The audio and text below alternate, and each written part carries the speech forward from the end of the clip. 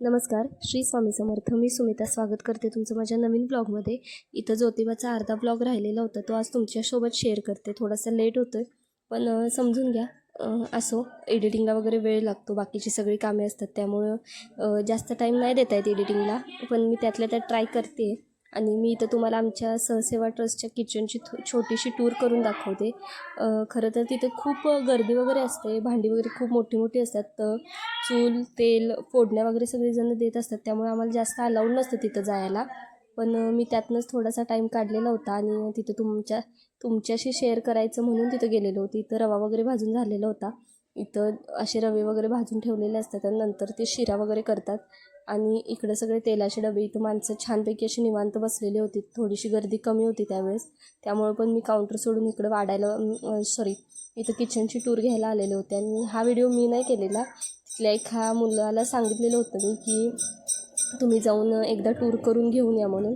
कारण तुम्हाला मी जसं सांगितलं तसं तिथं खूप गर्दी असते आणि असं ही लाईन असते अशी, जसे रेल्वेचे ट्रॅक असतात ना तशी. त्या ट्रॅकवरून ती लोक मोठी मोठी भांडी तिथून अशी सरपत घेऊन जातात, जेणेकरून उचलून न्यायला लागत नाही. इतक्या मोठ्या क्वांटिटीमध्ये तिथं सगळं जेवण केलेलं जातं. इथं भात वगैरे शिजायला फोडणी टाकलेला होता, जो मसाले भात असतो आपला, जिरा राईस असतो तो. आणि इथं बाकीचं सगळं होतं. इथं पाण्याचे कंटेनर वगैरे, बोर पण मारलेले असते तिथं. प्यायचं पाणी वेगळं असतं, बोरचं पाणी वेगळं असतं. आणि इथं भाजी फोडणी टाकलेली होती, ती पण तुम्हाला दाखवते. बाकी काय नाही. त्यानंतर इथं भाजी वगैरे कट करायची चालू होती, ते पण तुमच्यासोबत मी छोट्या प्रमाणात शेअर करते. कारण सगळं शूट करणं होत नाही, खूप गर्दी असते, वाढायला वगैरे पण लागतं आम्हाला. त्यामुळं इथं कांद्याचे वगैरे असे ठेवलेले असतात आणि इथून खालती एक स्लोप केलेला असतो, जिथं भांडी वगैरे बायका घासत असतात. ते जे रुळासारखं बांधलेलं असतं त्याच्यावरती एक जाळी टाईप ठेवलेलं असतं आणि त्याच्यात सगळी ताटं वगैरे टाकायची असतात. आणि ते ढकलत आणून त्या स्लोपमधून भांडी खाली जातात, जेणेकरून कुणाला काही उचलायला वगैरे लागत नाही. त्या स्लोपमधूनच आणली जातात.